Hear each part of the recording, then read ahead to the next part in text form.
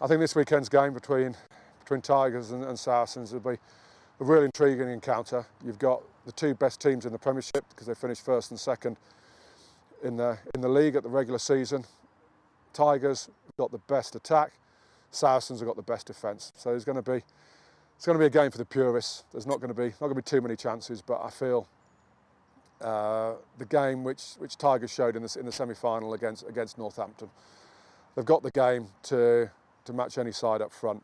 And but I think in Ben Youngs and Toby Flood, they have that little magical ingredient in and around the contact area just to unlock a defence. And there's not going to be too many chances, but I reckon in those two they've got the ability, when they do get a half a break, that they've got the opportunity to finish it off.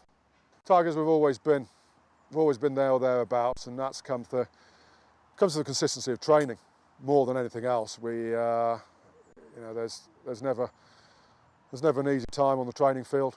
We make sure that we hammer the basics. The scrum and the line out have been key factors for us this season, but also throughout history as well. And but when you get to finals, it's all about, a lot of it comes down to mental attitude. And mental attitude, you can't just switch on and off. You have to work at it really hard, and that's putting in the hard work in January, February time. Saracens, credit to them, they seem to have that as well. But in terms of the experience in playing the big games, you've got to look at last year. Saracens were in a position to win the game going into in the final throws after Danny Hibkis had just scored to put Tigers ahead, but they messed up their set piece, they messed up their line out, and it's those critical factors which make the difference between a championship winning side and a team which is going to fall in the final. And whilst I do think Saracens have improved from last year, I also think Tigers have as well. And it's going to be that steely edge which I think is going to prove the difference. It's obviously a big blow. Missing Manu, he's been a revelation this year. He's serving a ban, 5 weeks. I think is a justifiable one.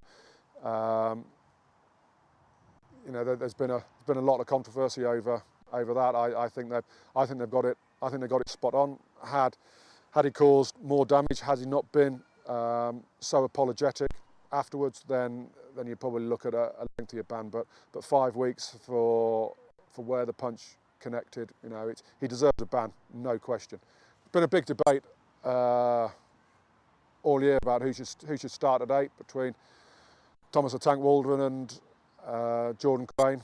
In the big games, Richard Cockrell's always gone for Jordan Crane, and I think especially against Saracens, you look at Thomas's ball carrying in the wider out and his footwork and his ability to cross the gain line have been brilliant, and that's what's made him the player that he is now. But it's going to be a game of giving the opposition as fewer chances as possible and a few opportunities, and there have been question marks over Waldron and turning the ball over in contact, and I think that is the reason why I believe Cockrell's gone with Jordan Crane in the big games, and that's why I believe he'll go with Crane again.